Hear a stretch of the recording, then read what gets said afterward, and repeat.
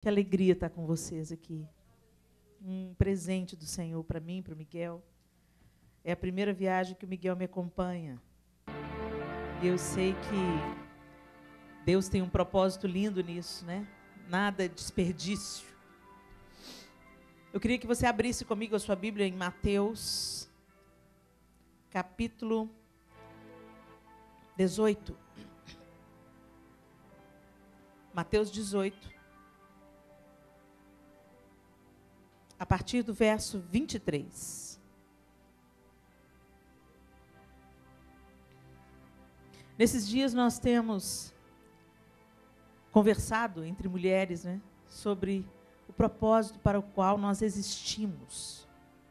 Nós estamos na Terra não para apenas usufruirmos das belezas naturais e da vida aqui, apenas como uma jornada inútil. Mas o Senhor nos formou de uma maneira assombrosa, maravilhosa, debaixo de um propósito. Deus criou o homem e a mulher para que houvesse relacionamento. Deus não criou o homem para que tivesse mais alguém adorando, prestando culto a Ele. Ele já tinha a perfeição da adoração nos lábios dos homens, dos anjos. E os anjos não se cansam, os anjos não falham. E eles adoram o tempo todo, dizendo santo, santo, santo. Deus criou o homem a fim de se relacionar com o homem, de ter comunhão com o homem. E essa comunhão foi quebrada pelo pecado. Então, tornou-se necessário um sacrifício que nos unisse de novo a Deus, nos levasse de volta para casa. O véu tinha que ser rasgado, a ponte reconstruída, a chave de casa restituída, e nós tivéssemos, então, novamente, acesso à presença de Deus para nos relacionarmos com Ele. E Jesus fez essa ponte, reconstruiu o caminho de volta para casa, deixou a chave na nossa mão, a porta destrancada, e falou, pronto, agora vocês podem novamente entrar na presença de Deus e se relacionar com Deus, como ali no jardim Adão se relacionava com Ele. Mas acontece que a gente acabou muito entretido com as coisas aqui dessa terra, e não estamos voltando para casa. Não estamos de novo nos relacionando com Deus e nem levando outros que não conhecem este relacionamento ao conhecimento de quem é Deus. Então é muito adequado esse despertamento nesse Flower Power, o chamado, para refrescar a nossa memória. Nós existimos para nos relacionarmos com Deus e para tornar Deus conhecido. É para isso que nós existimos. Para termos comunhão com Ele e levarmos aqueles que ainda não o conhecem a terem comunhão com Ele. E eu queria ler esse texto, a parábola do credor incompassivo, que o Senhor traga à nossa memória, a nossa verdadeira vocação, e o nosso verdadeiro propósito de ainda estarmos aqui. Era muito mais fácil para o Senhor retirar a igreja da terra, enquanto ainda há os que creem, retirar a igreja da terra desse mundo mau, perverso, corrupto. Mas se ainda nós estamos aqui, é porque existem pessoas para serem alcançadas. Então bora trabalhar, gente, porque eu quero que esse tempo seja abreviado. Eu quero estar com o Senhor. E depende de nós. Depende de nós tornarmos Jesus, fazer Jesus chegar àqueles que Ele ainda deseja alcançar, para que os dias sejam realmente abreviados e os dias de maldade sejam extinguidos. A parábola do credor incompassivo está em Mateus, capítulo 18, a partir do verso 23, e diz assim, Jesus ensinando através dos mistérios das parábolas. Por isso o reino dos céus pode comparar-se a um certo rei que quis fazer contas com seus servos. E começando a fazer contas, foi-lhe apresentado um que lhe devia 10.000 talentos. E não tendo ele com que pagar, o seu senhor mandou que ele e sua mulher e seus filhos fossem vendidos com tudo quanto tinha, para que a dívida se lhe pagasse. Então aquele servo, prostrando-se, o reverenciava, dizendo, Senhor, seja generoso para comigo e tudo te pagarei. Então o senhor daquele servo, movido de íntima compaixão, soltou perdoou-lhe a dívida. Saindo, porém, aquele servo, encontrou um dos seus conservos, que lhe devia 100 dinheiros, e lançando mão dele, sufocava-o, dizendo: paga-me o que me deves. Então, o seu companheiro, prostrando-se a seus pés, rogava-lhe, dizendo: seja generoso para comigo, e tudo te pagarei. Ele, porém, não quis. Antes, foi encerrá-lo na prisão, até que pagasse a dívida. Vendo, pois, os seus conservos o que acontecia, contristaram-se muito e foram declarar ao seu senhor tudo o que se passara. Então o seu senhor, chamando-o à sua presença, disse-lhe: servo malvado, perdoei-te toda aquela dívida porque me suplicaste. Não devias tu, igualmente, ter compaixão do teu companheiro, como eu também tive misericórdia de ti? Indignado, seu senhor o entregou aos atormentadores, até que pagasse tudo o que devia. Assim vos fará também meu Pai Celestial, se do coração não perdoardes cada um a seu irmão as suas ofensas. As parábolas falam de uma maneira muito especial ao meu coração, porque elas saíram da boca do próprio Cristo. Jesus proclamava as parábolas e, através dessas histórias, ele revelava o reino de Deus e o perfil, o caráter de Deus Pai. Através das parábolas, Deus revelou Deus como Pai. Quando a gente olha ali na parábola do filho pródigo, por exemplo, como Jesus apresentou, né? A única religião que apresenta Deus como Pai é o cristianismo. Nenhum outro Deus é chamado de Pai. Só o cristianismo, através de Jesus, o Pai, Deus foi revelado como Pai. E desde então, o diabo tem trabalhado bastante para deformar a figura do Pai. O Pai se tornou o abusador, o Pai se tornou aquele que abandona, o Pai se tornou alcoólatra, o Pai se tornou aquele que é desconhecido. E a gente sabe o que o diabo está querendo fazer quando ele deforma a figura paterna. Porque muitos de nós perdemos a referência de Deus Pai por causa do nosso pai terreno. Mesmo os pais, os melhores pais, os pais mais perfeitos, os pais mais aplicados, os pais mais queridos, eles não são completos. São seres humanos. Eles também erram, eles também fracassam, eles também erram a mão, mesmo tentando fazer tudo certo. Mas Deus é um Pai pleno, perfeito, absoluto e Senhor sobre todas as coisas. E nessa parábola do credor incompassivo, fica claro que nós somos como este, que devia muito, muito. Às vezes você está pensando assim: eu não devia tanto, não, Helena. Até que eu tinha uma vida mais ou menos. Não me drogava, não me prostituía. Até que eu tinha uma vida legalzinha. A nossa justiça é como trapo de imundície. Se a gente for parar para pensar mesmo, os pensamentos que já passaram pela nossa mente, os sentimentos, o desejo de vingança, de fazer justiça com as próprias mãos, de devolver na mesma moeda, as indignações pelas injustiças sofridas, a simples fechada no trânsito que te fez ter uma reação violenta, mostram a nossa verdadeira natureza escondida por trás, às vezes, de uma aparência de santidade. Eu fico olhando para os próprios fariseus, doutores da lei, excelentes no cumprimento das Escrituras. No entanto, o Messias de Deus estava ali diante dos olhos deles. E eles não o reconheceram. Justamente por terem um padrão de si mesmos muito elevado. O orgulho nos impede de ver o quão pequenos, dependentes e carentes da misericórdia de Deus sendo renovada sobre nós todas as manhãs. E a religiosidade faz isso com a gente facilmente. nos coloca em um pedestal. Nós somos frequentadores de igrejas.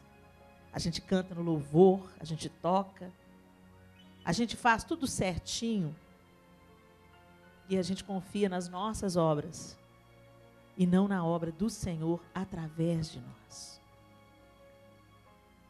E aí o que a gente faz?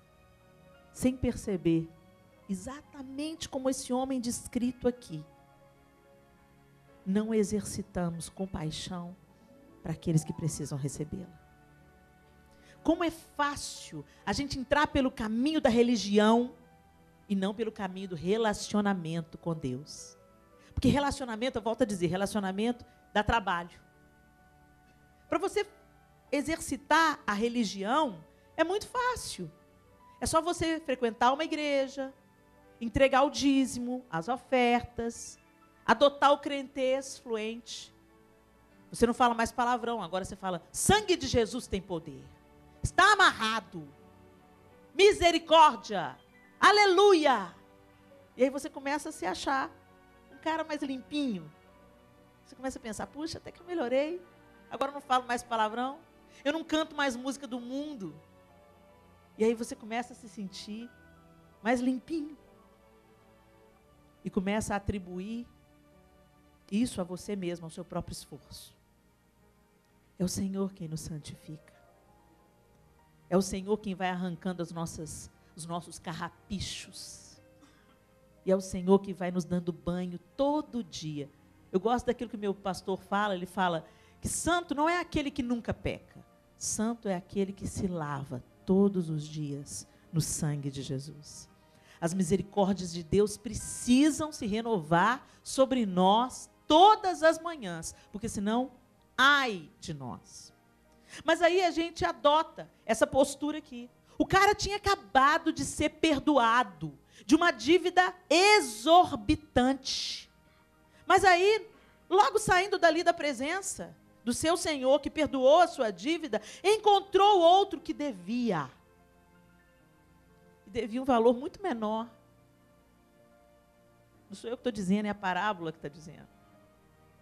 Mas ele logo agarrou ele pela roupa e falou, me paga tudo que você me deve. Mas eu não as mesmas palavras que ele usou para com o seu Senhor, aquele rapaz também usou para com ele. Me perdoa, me dá mais um tempo que eu vou te pagar. Mas ele usou da mesma misericórdia? Não, ele não usou da mesma misericórdia. Ele lançou aquele homem na prisão. E nós, como frequentadores de igrejas, quando nós somos religiosos, nós também lançamos pessoas em prisões. A gente acha um cara todo tatuado e a gente já joga ele numa prisão. A gente vê uma pessoa com a sexualidade torta, efeminado, homossexual, vivendo de acordo com o que o mundo propõe e não vivendo o que a palavra propõe, e a gente também encerra aquela pessoa num cárcere. Nossa, não gosto nem de olhar. Sangue de Jesus tem poder. A gente ainda usa o crentez. A gente vê um travesti entrando pela porta da igreja e parece que ele tem sarna, porque todo mundo sai de perto. Ninguém quer ir lá estender o abraço, a mão. E aí, como é que é o seu nome? A gente se escandaliza com qualquer coisa. Vem uma menina com um decote, lá na América do Sul,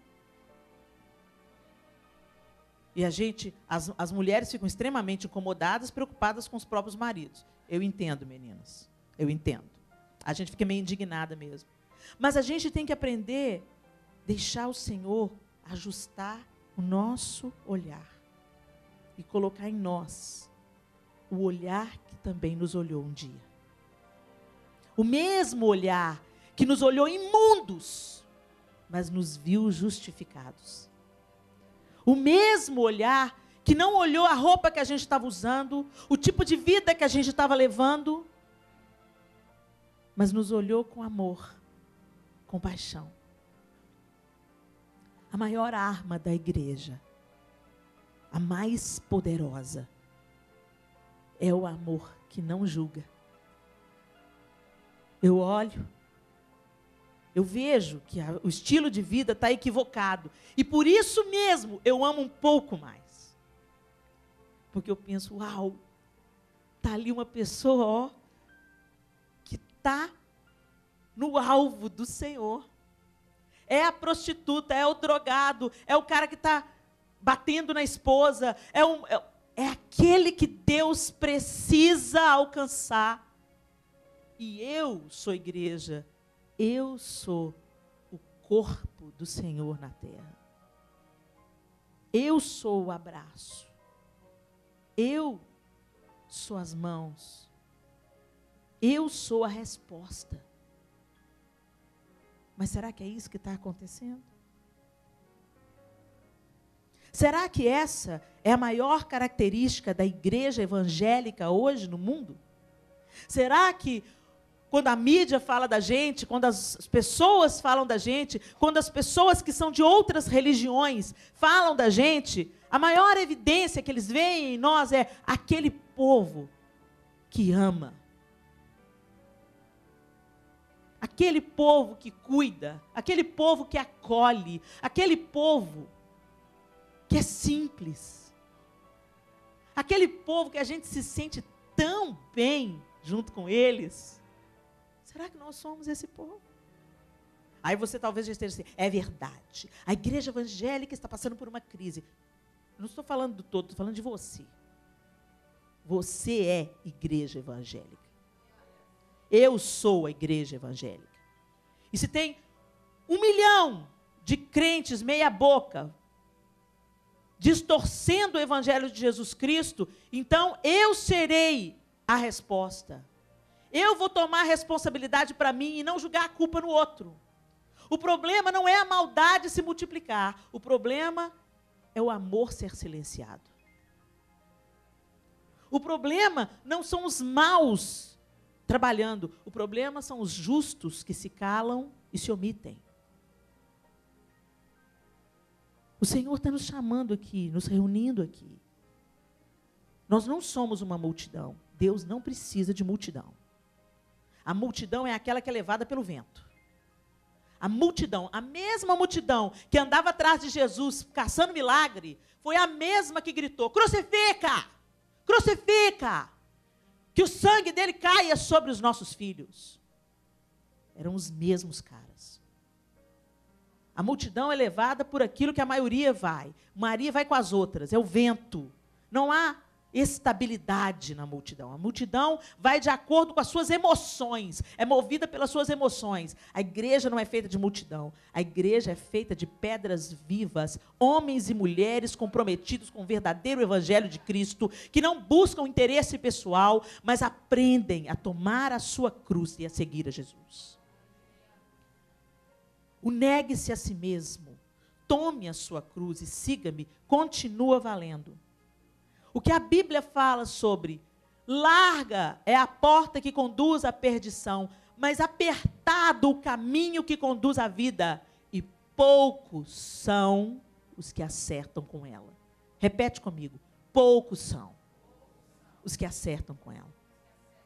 Eu quero ser contada com os poucos. A culpa não é mas é porque agora nós estamos vivendo. O século está avançando, propagando as suas mentiras. Você precisa de ter para ser. Você merece ser feliz. Ontem eu gostei tanto da palavra da pastora Norma. Ela estava falando sobre os elementos da unção. E o primeiro elemento que ela falou, o primeiro elemento para você ter unção na sua vida. Vocês se lembram, meninas? Mirra. Amargo. A mirra é amarga. Precisa de ter dor. Amargor. Você tem que experimentar o lado feio da vida para você se identificar com a dor do outro.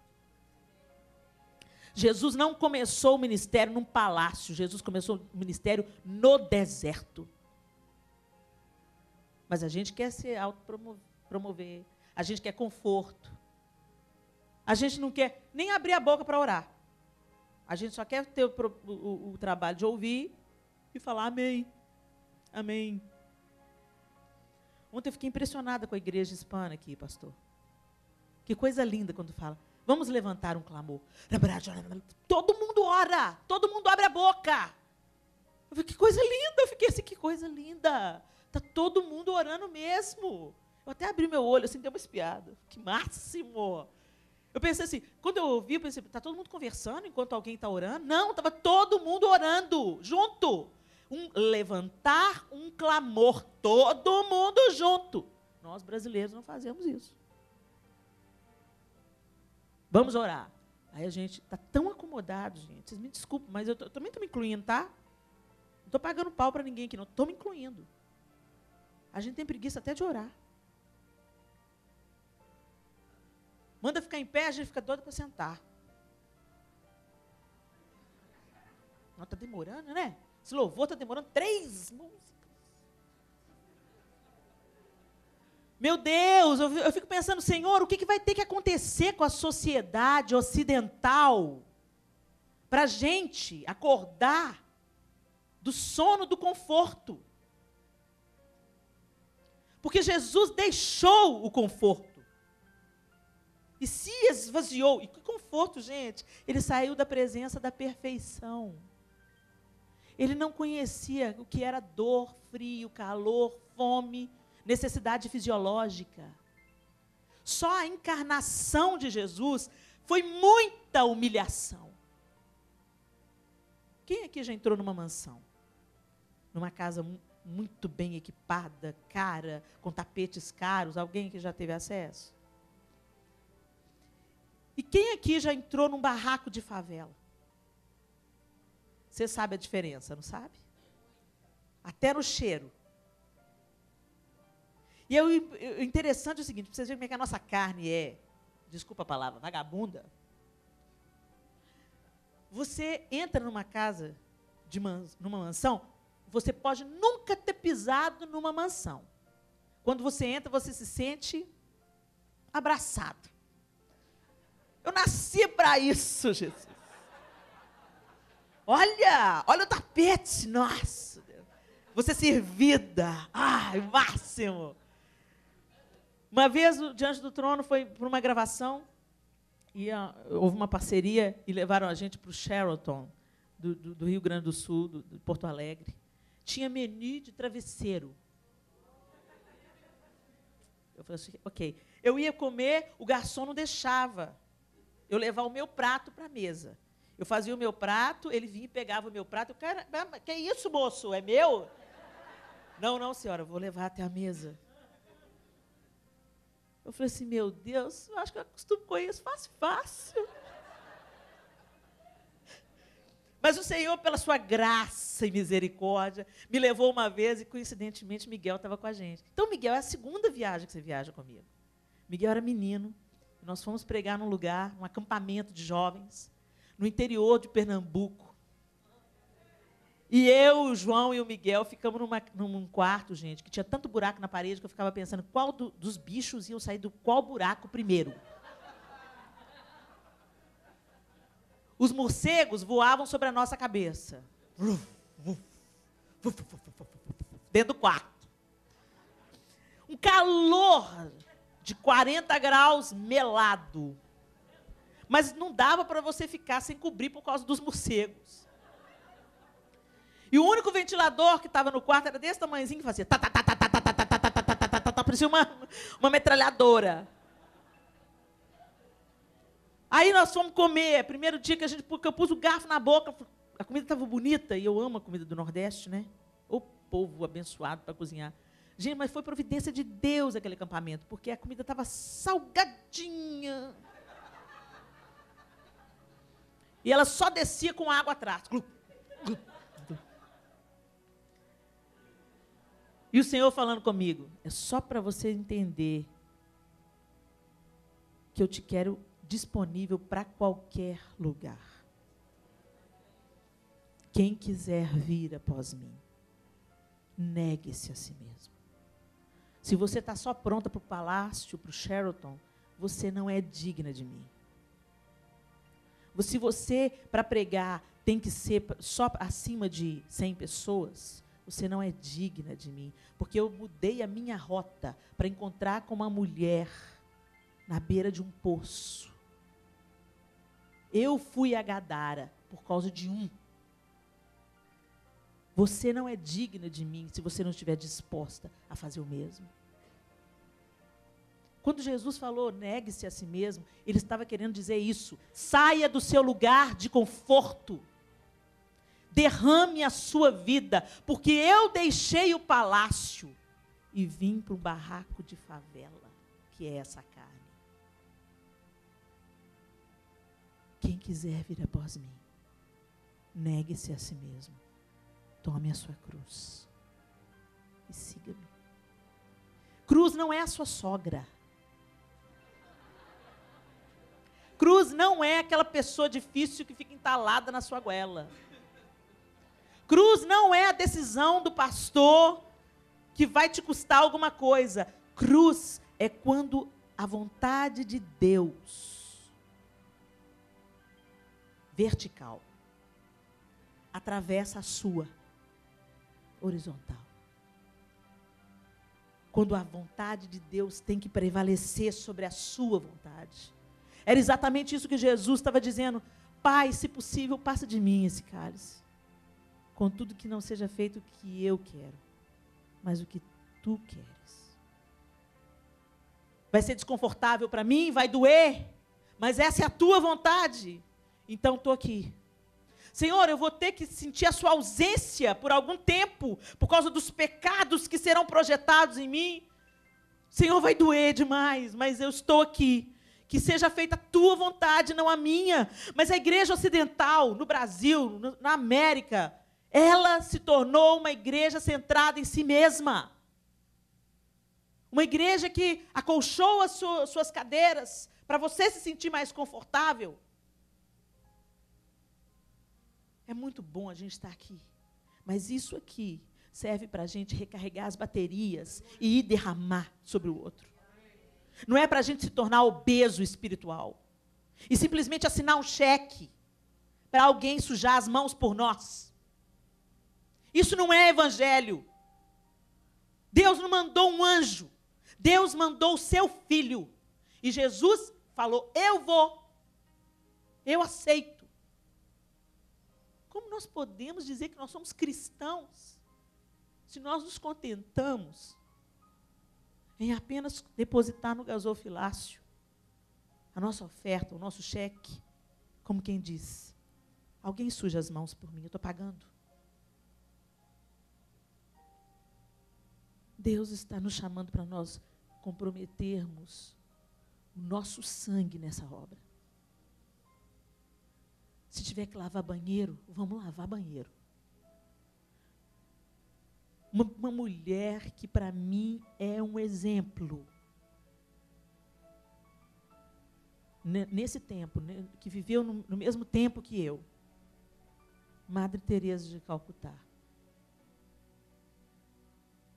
Ah, Helena, mas ela era católica. Eu não estou nem aí.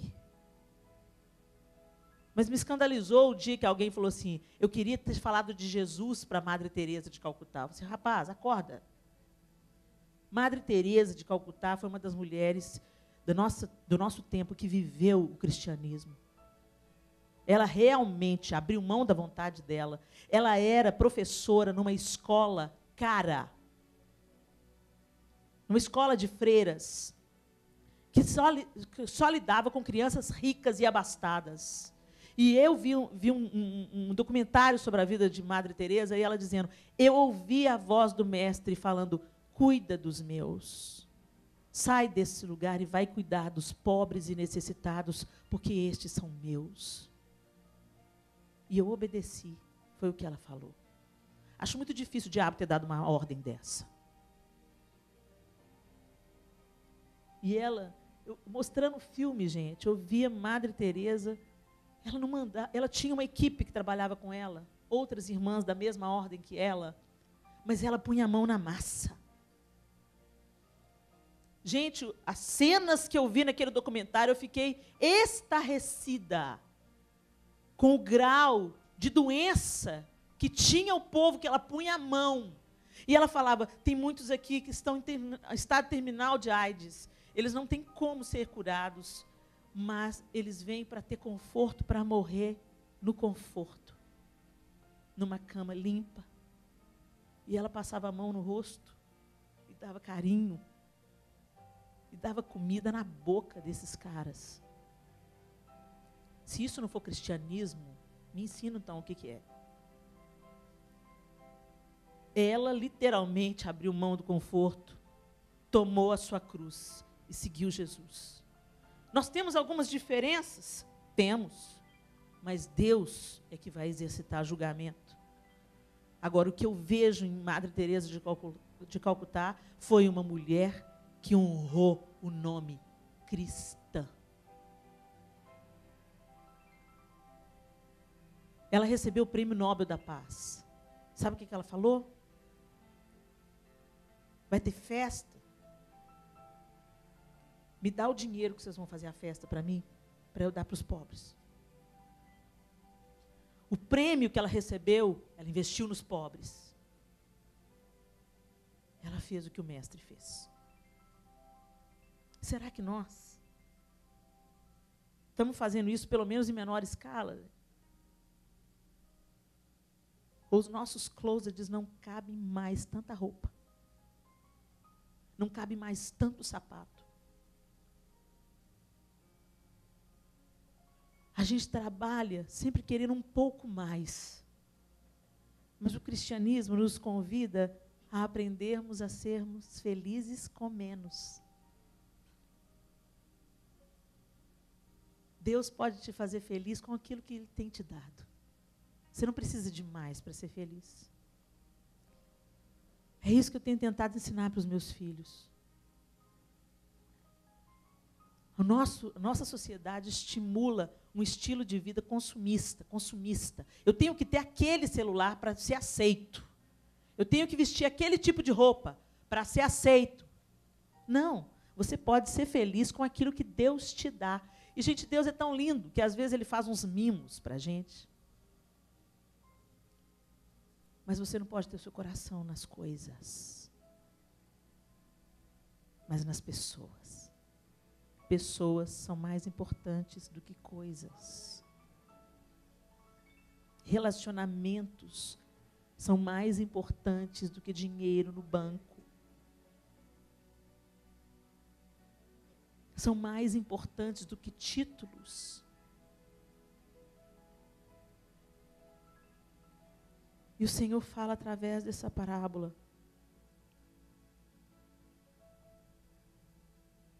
Se você não exercitar e liberar sobre o outro a mesma misericórdia com que você foi alcançado, olha o final desse texto, gente. A partir do verso 32. Então o seu senhor, chamando-o à sua presença, disse-lhe: servo malvado, perdoei-te toda aquela dívida, porque me suplicaste? Não devias tu igualmente ter compaixão do teu companheiro? Ter compaixão daquela pessoa que está vivendo uma vida errada? Ter compaixão daquela pessoa que feriu você, ou que roubou você, ou que enganou você? Como eu também tive misericórdia de ti. E indignado, seu senhor o entregou aos atormentadores. Gente, atormentadores. Às vezes, a gente pensa, depois que eu morrer, eu vou para o inferno. Os demônios vão me atormentar. Mas tem gente que hoje, o Senhor já tirou a mão. A pior coisa que pode acontecer para nós, gente, é Deus tirar a mão do freio. Porque aí nós seremos entregues às nossas próprias paixões. Se Deus tira a mão do freio, nós somos entregues a nós mesmos. E isso é morte. Isso é destruição. Isso é devastação. Às vezes Deus está falando, está falando, está falando, e a igreja está endurecendo, está endurecendo, está endurecendo. Só gosta de palavras de bênção, de prosperidade, palavras leves. E Deus manda a exortação, batem no profeta, espancam o profeta, isolam o profeta. O Senhor tira a mão do freio. E seremos entregues a nós mesmos.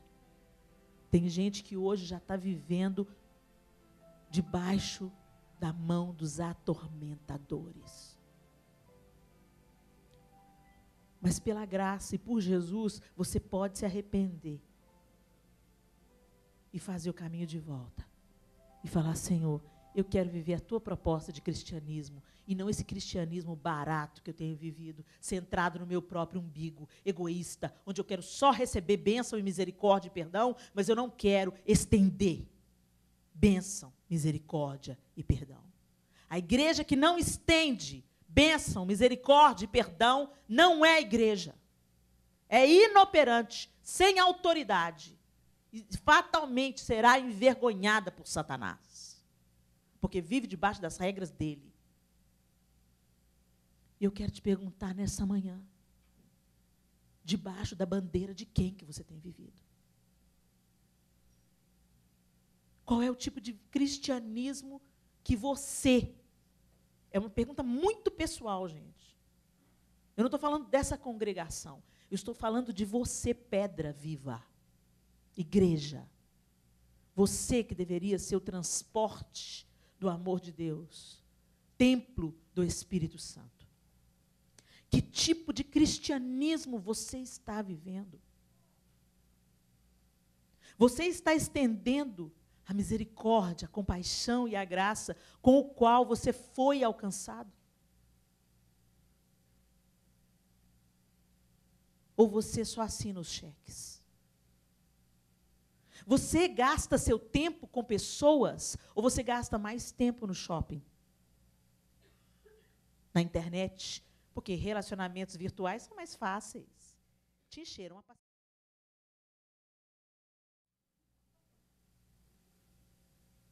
Mas Jesus não nos chamou para um relacionamento virtual. Ele não ficou lá do céu dando ordens para a gente, ele encarnou. Não tem nada de virtual nisso. Ele encarnou. E, curiosamente, o ministério dele só começou aos 30 anos. Mas o que Jesus fez nos primeiros 30 anos de vida? Foi amigo, primo, vizinho, gente. Comeu junto, riu, brincou, gargalhou, observou, se identificou. Mas a gente não quer se misturar. A gente se fecha nos nossos guetos gospel. E enquanto isso, o inferno taca chumbo no mundo. E a gente tem nas nossas igrejas abrigo nucleares. Não, vamos ficar aqui dentro da igreja, gente. Não mexe com o diabo, não. O mundo é assim mesmo, o mundo jaz no maligno. Toma sua posição, igreja. É a igreja que põe limite nas trevas. Minha filha foi assaltada há 10 dias atrás, acho que nem isso. A Clara estava indo para a universidade, saiu de casa, e o assaltante levou o celular dela. O celular excelente, que não foi fácil para eu e o pai dela comprarmos, porque nós não somos ricos. Mas o Senhor é o nosso pastor, nada nos falta.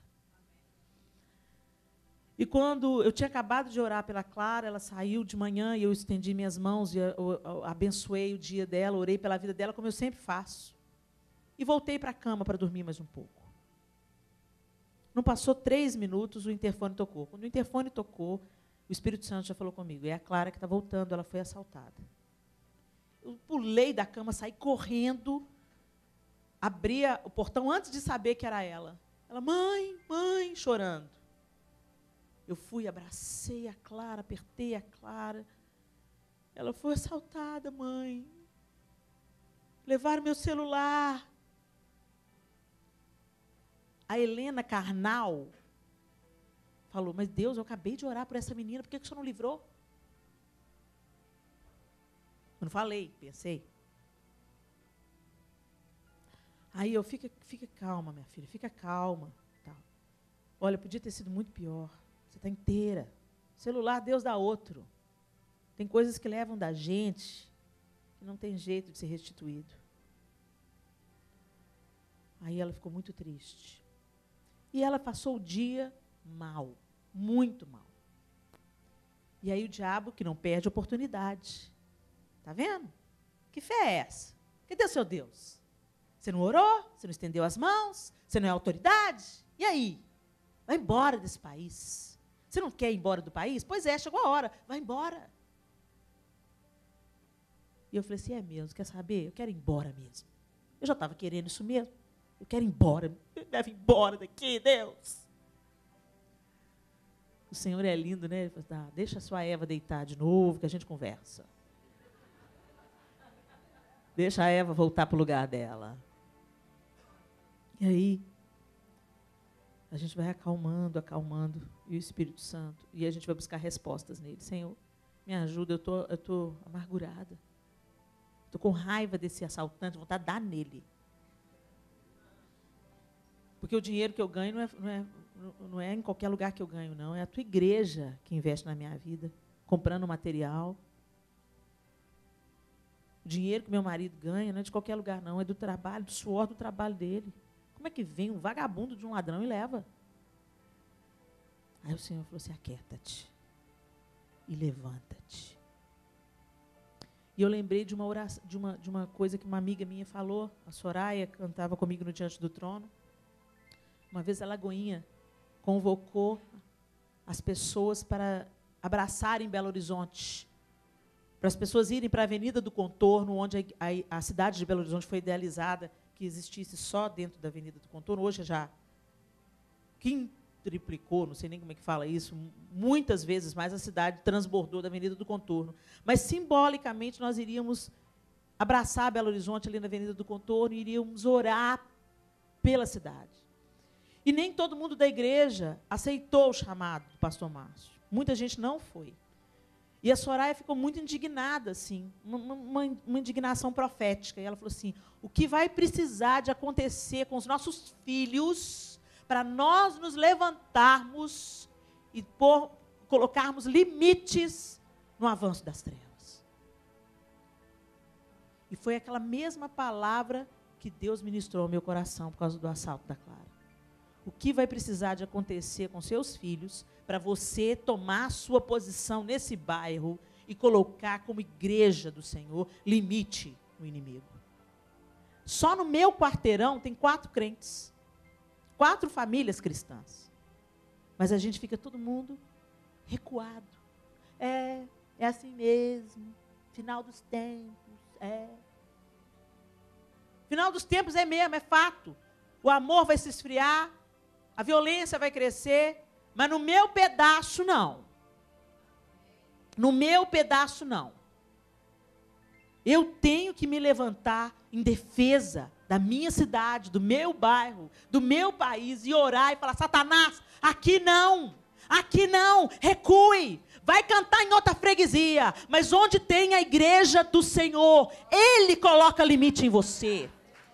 O Senhor coloca uma corrente em você. E você só vai fazer o que o Senhor deixar você fazer.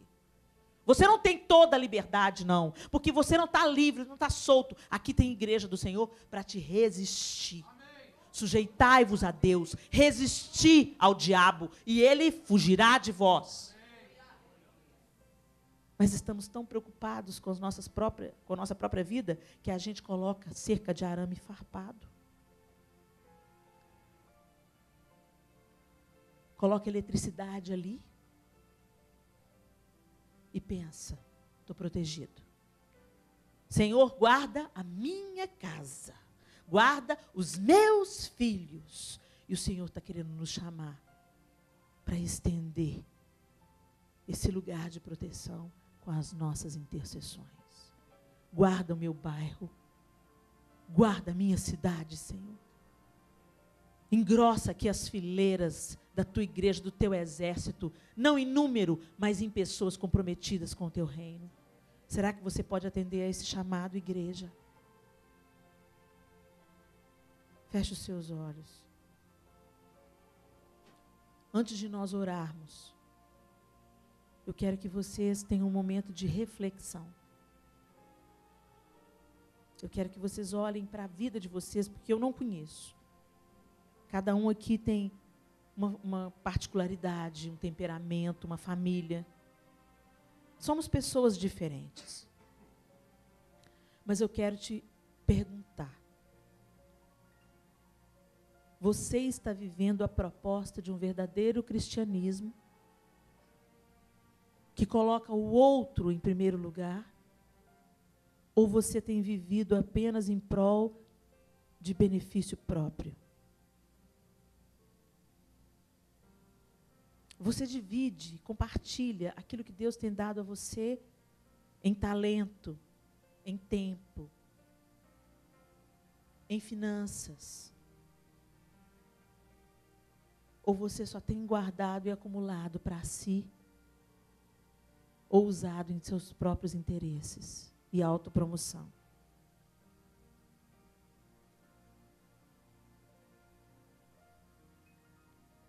A vontade vertical, soberana de Deus tem atravessado a sua vontade horizontal e você tem se submetido a isso? Ou você só interessa a você o evangelho onde você tem e nada dá? Você põe a mão na massa ou você só assina o cheque? Assinar os cheques é importante. Sem dinheiro, a gente não faz o que a gente precisa fazer. Ele é um péssimo patrão, mas um ótimo empregado, o dinheiro. Mas não basta. Tem que ter um envolvimento. Tem que ter calor. Tem que ter abraço. Tem que ter olhos nos olhos. Tem que ter voz. Tem que ter sabor, cheiro. E o Senhor conta com você, sal e luz. Antes de nós orarmos, eu queria assistir com vocês um vídeo. É um vídeo que me tocou muito. E ele é muito simples. Mas que fala da nossa verdadeira vocação. É uma canção de Jesus Adriano Romero. Eu amo essa música, é uma das minhas preferidas. Eu queria que a gente assistisse juntos e que você prestasse atenção na mensagem desse vídeo.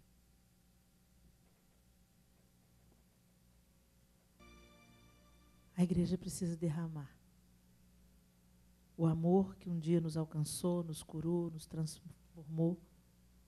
É isso que a gente deve deixar se estender. Que a sua vida seja uma tocha acesa. Você pode ficar de pé para a gente orar?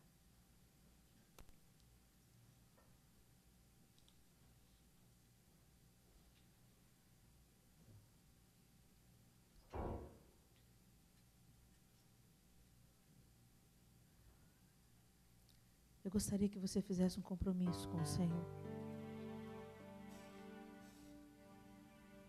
Que quando a gente não se compromete, a gente se esquece. Eu sei que eu sou casada porque eu tenho uma aliança no meu dedo. Que todo dia me lembra que eu tenho um dono. Eu tenho uma aliança com alguém. Ela é apenas um símbolo, mas não me deixe esquecer. E diz ao outro que não me conhece, que eu não estou disponível. Eu queria te convidar para um compromisso, para uma aliança. Você quer sair da mornidão do evangelho que você está vivendo? Você quer ser um instrumento de restauração nesse país, nessa cidade, ou por onde o Senhor te levar? Você quer ser um instrumento de restauração dentro da sua própria casa, para a sua família, para aqueles que ainda não conhecem o Senhor? Você quer ser estendido no amor, esticado estancado na graça. O Senhor precisa te alargar um pouco mais, te libertar um pouco mais, porque às vezes as cadeias, elas são de pedras de brilhantes, mas são cadeias. E o Senhor precisa de nos ter desembaraçados, livres, para a gente poder fluir onde a gente precisa fluir. Para a gente ser a resposta onde a gente precisa ser a resposta. Para a gente ser um sinal do amor de Deus nessa geração corrupta e perversa. Que a luz do Senhor brilhe fora dessa igreja, fora das paredes. O Senhor nunca pensou a igreja para ficar dentro. Ele sempre pensou a igreja, ide por todo mundo e pregai o evangelho a toda criatura. Ele sempre pensou em expansão, não em gueto. A igreja é importante, aqui a gente se abastece, aqui a gente se ajuda, aqui a gente se aperfeiçoa no amor, no perdão, na tolerância. Mas para quê? Para a gente se derramar. Aqui a gente se enche para se derramar, para se dar. E se você deseja ser uma dessas pessoas, Senhor, eu quero te dar minha vida, porque eu quero me encher aqui, mas me derramar quando eu sair dessas portas. Quando eu atravessar essas portas, que eu derrame o Senhor. Eu gosto da música, fora do templo e da religião. Por todo o povo, em toda a região, entre as pessoas que vagam à noite, que ficam sem rumo e sem direção, entre as praças dessa cidade, onde há tanta necessidade, por toda parte eu te levarei, pois não há paredes que possam te deter. Se você deseja fazer esse compromisso com Deus, se você deseja se disponibilizar para Deus, Senhor, eu quero sair desse cristianismo meia boca, onde eu só recebo. Eu quero me derramar, eu quero ser um instrumento, eu quero ser a resposta do Senhor, dentro da minha casa, para a minha família, e por onde o Senhor me levar, na escola, na universidade, no trabalho. Se você deseja, eu queria que você viesse à frente, se ajoelhasse aqui no altar, e eu quero orar com você.